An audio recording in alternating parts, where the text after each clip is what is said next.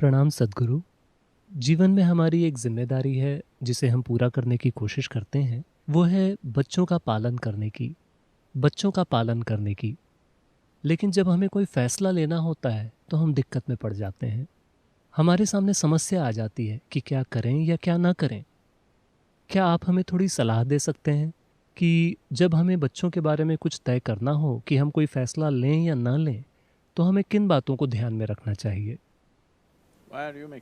आप उनके लिए सारे फैसले क्यों ले रहे हैं? यही तो समस्या है। मुझे यकीन है कि मैं फैसला लेने के लिए सही इंसान नहीं हूँ, लेकिन फैसला लेना चाहिए या नहीं, जब हालात ऐसे हों तो मुझे क्या करना चाहिए?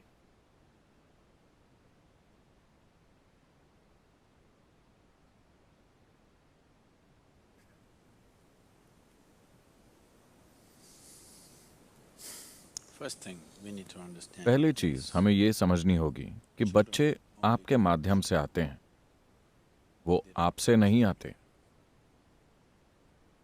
वो आपकी प्रॉपर्टी नहीं है कि आप उन्हें जैसा चाहें वैसा रख सकें। नहीं, वो नहीं है। अगर आप उन्हें अपनी प्रॉपर्टी या अपना फ्यूचर इन्वेस्टमेंट मानते हैं, अगर आप उनके साथ इस तरह पेश आते हैं, तो आप अपमान कर रहे हैं इस सृष्टि का और सृष्टा का भी, और आपको इसकी कीमत चुकानी होगी। वो कीमत या तो ये जीवन के रूप में आएगी या शायद ही आपके बच्चों के रूप में आएगी। हाँ, ये दुर्भाग्य की बात होगी। मैं ये कह रहा हूं, किसी माता पिता के लिए ये बहुत कठोर बात है, लेकिन मैं ऐसा कह रहा हूं क्योंकि एक बच्चे का माता या पिता बनना भी क्रूरता है। बच्चे को इसकी जरूरत नहीं है, लेकिन देखिए, कई तरीकों से आप हर संभव कोशिश कर रहे हैं कि वो आप पर निर्भर रहे, किसी न किसी तरह से। आप उसे आजाद करने के बारे में नहीं सोच रहे। तो जैसे ही आप ये काम शुरू करते हैं, आप चाहते हैं कि बच्चे आपसे जुड़ाव महसूस करें, है ना? हालांकि आप खुद भगवत गीता खोलकर पढ़ते हैं और कहते हैं आपको मोह में नहीं पड़ना चाहिए, आपको मोह में नहीं पड़ना चाहिए। आप अपनी पत्नी से कहते हैं देखो मुझसे मोह मत रखो, पर आपके बच्चे, आप उनसे अपना जुड़ाव चाहते हैं। बच्चे पैदा करने का फैसला लेने से पहले आपको इन बातों पर सोचना चाहिए, पर अगर वो हो चुके हैं तो कम से कम अब आपको इसके बारे में ठीक तरीके से, गंभीरता से सोचना चाहिए। एक बात तो यह है कि अगर आप दुनिया के लिए कुछ ऐसा बनाना चाहते हैं जो आपसे बेहतर हो, ये जरूरी है। अगर आप एक बच्चा पैदा करते हैं, वो कम से कम आपसे एक कदम बेहतर होना चाहिए, है ना? अगर वही बकवास दोबारा होने वाली है तो क्या फायदा है? तो अगर आपसे बेहतर कुछ होना है तो पहली और सबसे बुनियादी बात यह है कि आपको 100% ईमानदार होना होगा। भले ही ईमानदार होने में शर्म का सामना करना पड़े, पर आपका 100% ईमानदार होना महत्वपूर्ण है। अधिकतर माता पिता के लिए बहुत कठिन होता है, क्योंकि इसी जगह पर उनकी धौंस चलती है। उन्हें अपने बच्चों के रूप में बढ़िया श्रोता मिल जाते हैं। वो कहीं और बोलते हैं तो कोई नहीं सुनता। पर बच्चे 12 साल का होने तक तेरा खतरनाक है। जब तक वो 12 के होते हैं तब तक आपके पास बढ़िया श्रोता होते हैं। आप उसे भी खो रहे हैं। आजकल और भी पहले हो रहा है ना? आप इसे और भी पहले खो रहे हैं। तो वो कितने साल के हैं? 4। ठीक है, तब तो सुधार की गुंजाइश है। आपको यह करना ही होगा। उनका पालन करना बंद करें। उन्हें बस अच्छे साथ की जरूरत है, घर में घूमते हुए किसी बेहुदा बॉस की नहीं, है कि नहीं? जब आप बड़े हो रहे थे, क्या आपको अच्छा लगता था कि कोई आपको ऑर्डर देता रहे? क्या आपको अच्छा लगता था? नहीं। तो उन्हें एक दोस्त की जरूरत है। उन्हें किसी माता या पिता की जरूरत नहीं है। वो काम पहले ही हो चुका है। पिता बनने का या मां बनने का मतलब है उनके शरीर को जन्म देना। वो हो चुका है। अब वो खुद एक जीवन बनने की कोशिश कर रहे हैं। उन्हें जरूरत है एक दोस्त की। आप उनसे केवल इसी मायने में आगे हैं कि आप उनसे कुछ साल पहले यहां आए, बस इसी में आप आगे हैं। आपके पास और कौन सी योग्यता है? क्या आपको पूरा भरोसा है कि आप अपने बच्चे से ज्यादा समझदार हैं? Are you sure? Huh? What? हमें भरोसा है कि हम नहीं हैं। हाँ, So, तो आपके समझने लायक सबसे अहम बात यही है कि आप उनसे केवल कुछ साल पहले यहां आए हैं। आपने बस इतना ही किया है कि आप कुछ साल पहले यहां टपक पड़े। इसके अलावा आपके पास कोई योग्यता नहीं कि आप उन्हें बताएं कि क्या करना है और क्या नहीं, है ना? लेकिन the other consideration दूसरा is, पहलू ये है कि अगर आप उन्हें नहीं बताते तो सड़कों पर उन्हें गैर जरूरी सलाहें मिलने लगेंगी। आपको बस इसी से उन्हें बचाना है। लेकिन अगर आपको उन्हें इससे बचाना है तो आप में इतना साहस होना चाहिए कि आप उन्हें इस तरह से पालें कि वो आपसे भी कोई सलाह न ले।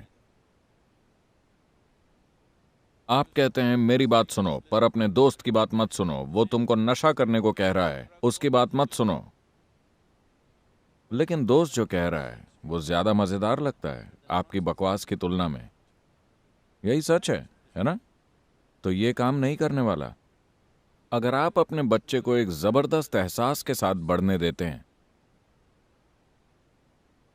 उसकी अपनी समझ और उसके अपने फैसलों के, then you तो आप देखेंगे वो मदद लेना चाहेगा, क्योंकि उसे आसानी से यह एहसास हो जाएगा कि उसकी अपनी बुद्धि और समझ अभी हर चीज के लिए काफी नहीं है। लेकिन अगर आप उसे इस तरह पालेंगे कि उसे आपकी सलाह सुननी ही होगी, तो वो विद्रोही बन जाएगा। जब अच्छी बातें बताई जाएंगी तब भी वो नहीं करेगा, वो उसका उल्टा करेगा। कई माता पिता ये अनुभव कर रहे हैं, है ना? वो उसका ठीक उल्टा करना चाहता है, बस आजाद महसूस करने के लिए, क्योंकि उसे आजाद होने का मतलब ही नहीं पता। तो 4 साल की उम्र बुरी नहीं है। now अब आप उनके साथ बस एक और इंसान के जैसा बर्ताव शुरू कर सकते हैं। मेरा बच्चा की तरह नहीं। मैं आपको बता दूं, वो आपका नहीं है। आपने बस शरीर के निर्माण के लिए जेनेटिक तत्व दिया है। आप जीवन नहीं बना सकते। अपने बारे में ऐसे महान विचार न रखें। आप जीवन नहीं बना सकते। आप तो केवल जेनेटिक सामग्री दे रहे हैं एक शरीर के निर्माण के लिए। हाँ? और आपने तो इन चीजों के बारे में सोचा भी नहीं। आप शारीरिक मजबूरियों के चलते कुछ करते हैं और वो पैदा हो जाते हैं। yes. So तो ये बात समझ लीजिए कि बच्चे को आपने नहीं बनाया है। ये एक सौभाग्य है कि वो आपके माध्यम से आए हैं। इस सौभाग्य का आनंद लीजिए, इस सौभाग्य का सम्मान कीजिए, इस सौभाग्य का दुरुपयोग मत कीजिए। ये बहुत महत्वपूर्ण है। आपको ऐसा या वैसा क्यों पाला गया? आपको बड़ा होकर एक इंसान बनना चाहिए, है ना? दरअसल लोग कभी ऐसा माहौल ही नहीं बनाते जिसमें कोई व्यक्ति फल फूल सके। उन्हें वैसा ही पाला जाता है जैसा आप उन्हें बनाना चाहते हैं, वैसा नहीं जैसा उन्हें एक जीवन के रूप में होना चाहिए।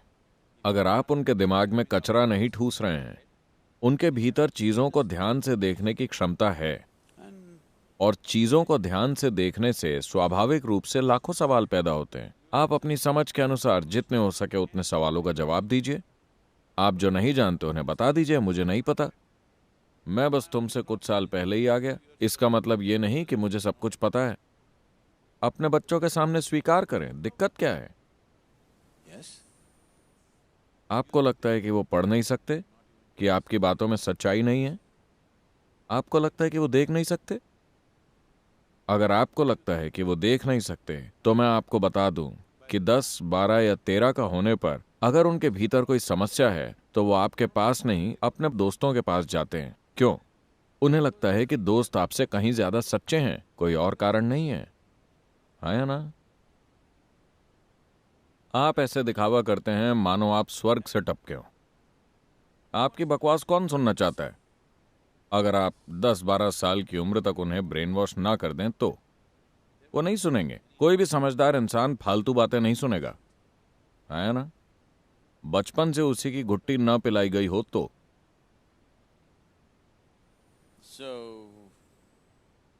तो इस सौभाग्य को पूरी सावधानी और सम्मान के साथ संभालिए। इसका दुरुपयोग मत कीजिए। आपको बस उन्हें गलत प्रभावों से बचाना है, बाकी उन्हें आजाद छोड़ दीजिए। अगर आपको लगता है कि वो गलत रास्ते पर ही जाएंगे तो ये आपका खुद का अनुभव होगा। आपको खुद पर पूरा भरोसा है, मेरे बच्चे गलती ही करेंगे। Just protect them. बस उन्हें गलत प्रभावों से बचा कर रखें, और साथ ही वो आपके प्रभाव से भी मुक्त होने चाहिए, क्योंकि वो भी एक बुरा प्रभाव है।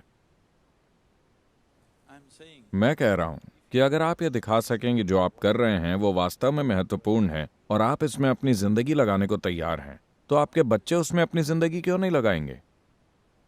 अगर आप ऐसा समर्पण नहीं दिखाते, अगर आप जीवन के साथ वैसा जुड़ाव नहीं दिखाते और आप उनसे कुछ महान बनने की उम्मीद रखते हैं, नहीं, ऐसा नहीं होगा। और वो आपकी बकवास नहीं सुनते, वो देख रहे हैं कि आप क्या करते हैं और आप क्या हैं, है ना? तो अगर आप बच्चों को बड़ा बनाना चाहते हैं तो पहले खुद को बड़ा कीजिए। बच्चों की चिंता मत कीजिए, बस खुद को एक शानदार इंसान में विकसित कर लीजिए। अगर आप ऐसा करते हैं तो उनके साथ भी वही होगा। यह गलत नहीं हो सकता, लेकिन इसकी कोई गारंटी नहीं है। there's no guarantee.